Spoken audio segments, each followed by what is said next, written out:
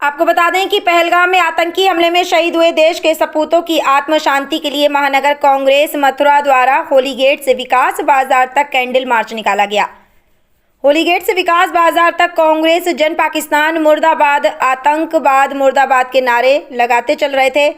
बता दें कि विकास बाजार स्थित गांधी जी की प्रतिमा पर कैंडल जलाकर शहीदों की आत्म शांति के लिए 2 मिनट का मौन रखा गया।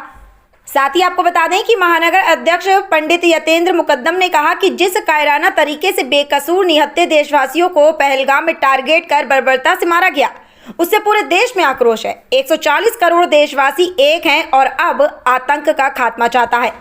पूर्व सीएलपी लीडर विधायक प्रदीप माथुर ने कहा है कि पूरा विपक्ष सरकार के हर फैसले में साथ है, पर गृह मंत्री को नैतिकता के आधार पर इस्तीफा जरूर देना चाहिए। मार्च में सैकड़ों की संख्या में कार्यकर्ता मौजूद रहे।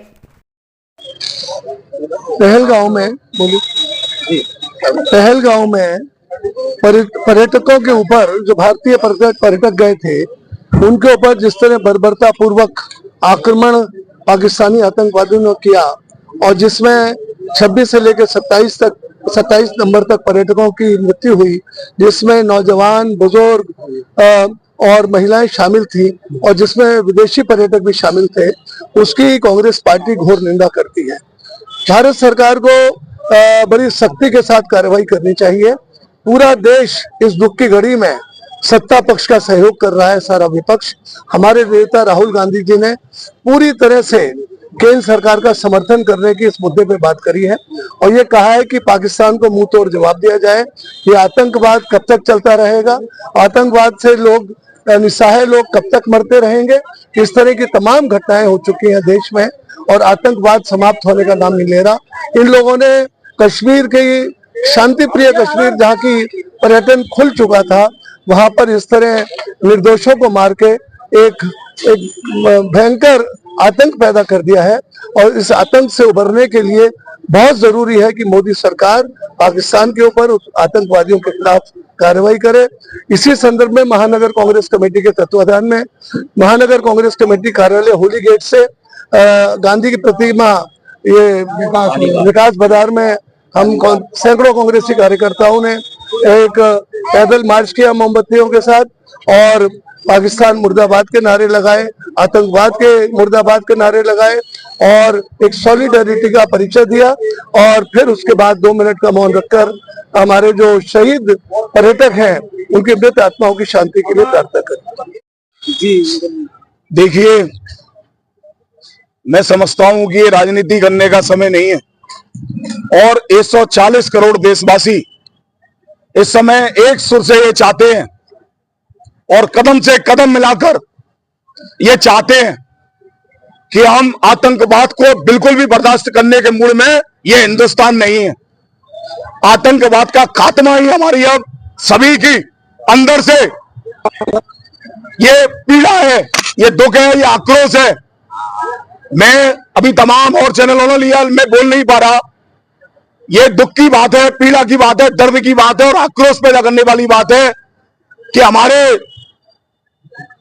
देश का जो मुकुट है उस पर जब लोग वहां पर्यटक जा रहे हैं अपने बालियों के साथ, अपने परिवार के साथ, उनको किस बर्बरता के साथ में इस आतंकवाद के घिनौने चेहरे ने मारने का काम किया।